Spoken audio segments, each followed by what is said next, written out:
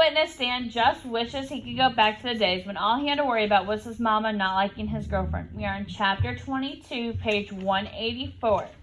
The DA's, Mrs. Resenson's questioning is running pretty smooth, and Mama, Doc, and the Rivers and the Friedmans are all in the gallery to support him, but testifying with his best friend's murderer glowering at him from 20 feet away, it's the hardest thing he's ever had to do. By the time Mr. Renson finishes his questions, the court has heard the tragic tale of two college-bound African-American boys gunned down at a traffic light by an angry white man who used a racial slur and fired his weapon at them when they didn't comply with his demands. Just with tears in his eyes recounts the final minutes of Manny's life, and for a second he's tempted to relax, especially when Doc gives him the thumbs up from where he's sitting. But then the defense attorney, a short white lady with blonde hair and an upturned nose, steps to the podium, she and just like eyes. He can tell she's out for blood. "Mr. McAllister," she begins, all calm and cool and collected, "isn't it true that at the beginning of your story you stated that you and Emmanuel Rivers were just driving around?" "It is." "That's not what you originally intended to do, was it?" "I'm not sure I understand the question," just says. "When Mr. Rivers retrieved you from your dormitory on January 26th, you had no idea you were getting him to his car for the sake of driving around, did you?" "No." "So there were other plans then?" "Yes, there were." "What were they?" "We were supposed to go hiking." "But you didn't go hiking, did you?" "No." "And Manuel really didn't feel up to hiking anymore, is that correct?" Let me remind you that you're under oath, Mr. McAllister." Just clears his throat. "No, Manny didn't feel up to hiking." "Did he mention why?" "He did." "He'd gotten a phone call that morning, correct?" "Yes, he had." "And you are aware of what that phone call was about?" Just sighs and drops his head. "I am." "I'm sorry, it's difficult to hear when you don't speak into the microphone. Can you repeat that?" "I said I am." "You are what, Mr. McAllister? Aware of what the phone call was about? Enlighten us, if you will, please." Just looks at Mr. Rivers, who has his jaw clenched so tight it wouldn't surprise Just if his teeth were cracking. "He got a phone call from his friend's father," Just says. "That was a bit vague. I'm sure you can be more specific. What could his friend's father have mentioned that would be so distressing to Mr. Rivers that he no longer feel up to hiking?" Just clenches his teeth. "A disagreement." "A disagreement involving who?" "Manny and the friend." "Interesting." She sifts her papers on the podium. "Your Honor, I'd like to enter into evidence a police report filed on January 26th that alleges Emmanuel Rivers physically attacked Mr. Jared Christensen on Monday, January 21st. Mr. Rivers is shooting eye daggers at the attorney. "It wasn't like that," Just says. The attorney's eyebrow rise. "Oh, it wasn't?" "No." "Which part of the report is incorrect?" "Manny didn't attack Jared." "So you were there to witness the disagreement?" Just drops his head again. "No." "We can't hear you, Mr. McCall." "I said no." "So when you can't be completely sure Mr. Rivers didn't attack Mr. Christensen, Manny wasn't that type of guy." "What type of guy? Can you please stop opening that? It's really loud." Remember, I'm recording. Okay.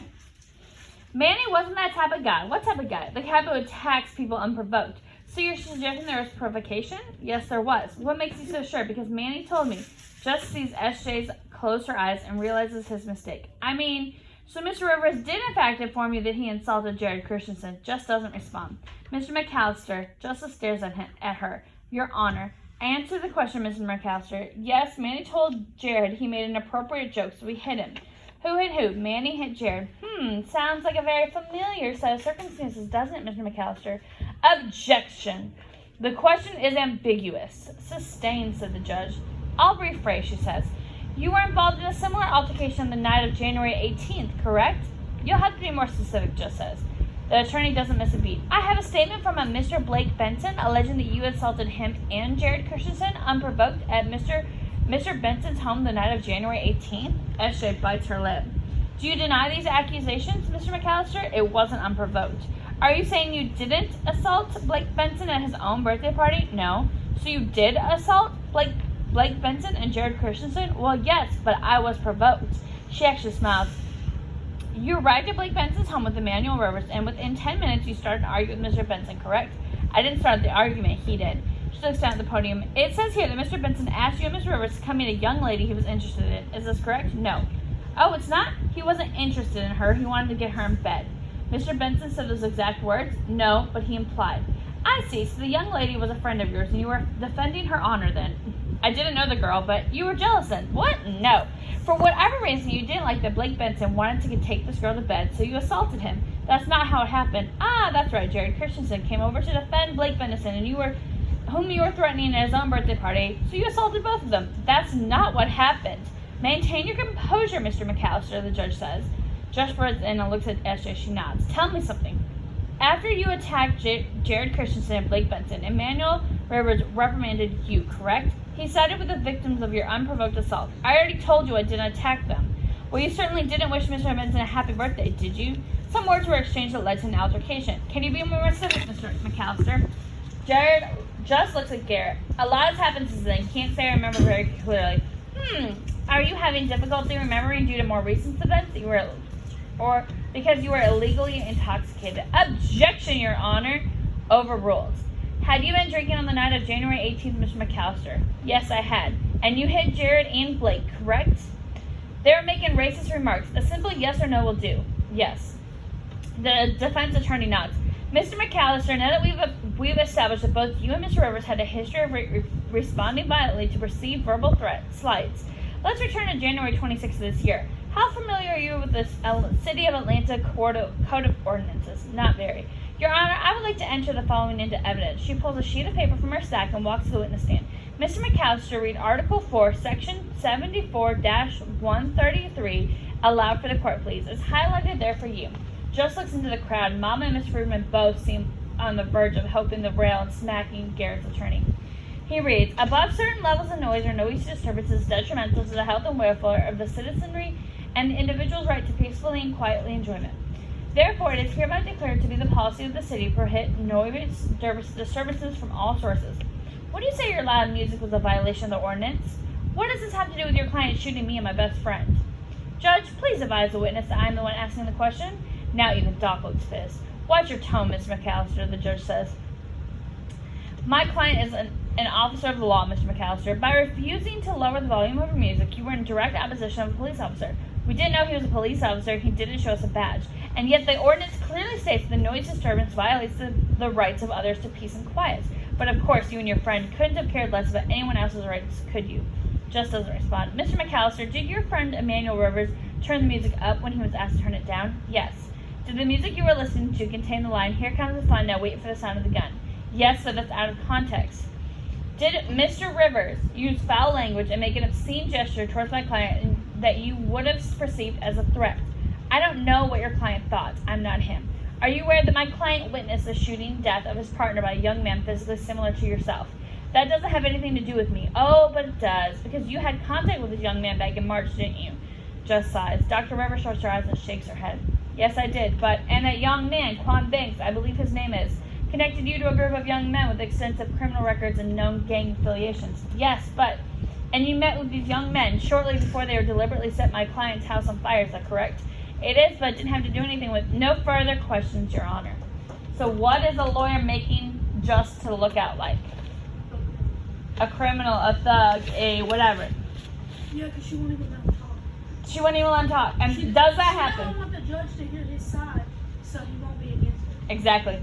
Garrett Tisson, murderer. The jury is still out. Yesterday morning, a Georgia jury found former Atlanta police officer guilty on 3 of the 4 charges related in the January incident in which he was accused of shooting 2 teenage boys after an argument over loud music. After 27 hours of deliberation, Tyson was convicted of 2 misdemeanors. So those are like the lowest things you could get. Disorderly conduct and discharge of a pistol near a public highway, and aggravated assault of the less severe of the 2 felonies. The jury was unable to reach a consensus regarding the felony murder charge, and a mistrial was declared on that court. Tyson testified that he feared for his life, citing 27 years of law enforcement experience in support of his ability to detect a genuine threat. Though Tyson's claims that the teens had a gun was unsupported by evidence, the surviving teen, Justin McAllister, exposed connection to known gang members, including 16-year-old Quan Banks. The young man charged with murdering Tyson's partner last August cast a considerable pall over the proceedings. Mr. Tyson, who would be retired on the murder count and sentenced to all convictions on a later date. It's been 2 days, Chapter 23. 2 full days, and the words "unable to reach a verdict" and "mistrial" and "later date" are still bouncing around in Justice's head. So they convicted him on the crimes of like firing a gun, but they did not convict him on a murder. Which makes zero sense to me, but he and SJ have been watching National Geographic pretty much nonstop since he got back from the announcement of the verdict. But every time he blinks, Just sees the third juror from the night in the back row eyeing him like he should have been on trial for murder. A hung jury, no verdict, no sentence, another trial. SJ sighs like she can read Justice's mind. She's stretched out on the couch with her head in his lap, looking at the document about the migration of monarch butterflies, but Just doubts she's actually watching. Nothing in the world frustrates SJ more than a miscarriage of justice. It's so messed up. In 2 weeks, he and his gorgeous girl are supposed to get in the car and drive up the East Coast together. They're supposed to go to Yale first and get Just set up in the dorms. Mama wanted to come, but she just can't get off work, so it'll just be the two of them. Once Just is in, they're supposed to take the train from New Haven to New York, where they'll meet Mr. and Mrs. Frieda and get SJ settled at Columbia. They're supposed to be moving on, starting the next chapter. Never looking back. But at some point in the next 6 months, he's going to have to come back here. He's going to have to relive the afternoon he got shot and lost Manny. Again. What are you thinking about, SJ says. He could tell her, but the bangs under her eyes, she's got enough on her mind. Just the fact that you're the best thing in my life, he says. Oh, God, Just. Rom-com much? Ugh, la barf. He laughs and she smiles, and for a moment, everything's fine. Of course, it doesn't last. Just, I think I hate everything, she says. Why can't we all get along like butterflies? He tucks her hair behind his ears, tries to shift his focus to the TV, where layer upon layer of monarchs cover the trees in some Mexican forest. Where he approaches her sediment, Just wonders if she'll notice all those butterflies look exactly alike. His cell phone rings as Mr. Rivens. He declines the call. The longer he can go without having to speak to the DA, the better. Now all he can think about is how exhausted Mr. Rivers seemed as they said goodbye outside the courtroom. As much as Just hates that the death of his best friend was minimized by a hung jury, he can't imagine what Manny's parents must be going through. Voicemail notification chimes in. The text message says, Justice, call me ASAP. Just erases it. The phone rings again. Who is that? SJ says. It's Ryzen. Just declines the second call. Oh, God. Can we just change your number? Mrs. F comes in from the kitchen with a phone to her ear. Justice, Mr. Rentz is trying to get a hold of you. What's that? She says on the phone. Her eyes go wild. You can't be serious, Jeff. That can't be good. SJ sits up. Mom, what's the matter? Mrs. F holds up her index finger and continues to speak to the phone. Oh, good Lord. And the perpetrators? Oh, I can't believe this, Jeff. Justice can't breathe. He lets his head fall back against the couch and closes his eyes. Mom, can you take it to another room? SJ says, putting her head on Justice's knee. You're going to give Jess a freaking heart attack. Jeff, I'll call you back. I need to talk to the kids. Yeah, strictly confidential. I understand. Things can't get worse, can they? Mrs. F hangs up. Mom? From SJ? There won't be a second trial, Mrs. F says. Just rockets up and SJ grabs his hand. What? Mrs. F looks at the phone in her hand, then at two of them. Garrett Tisson is dead. Transcript from the morning news, August 9th.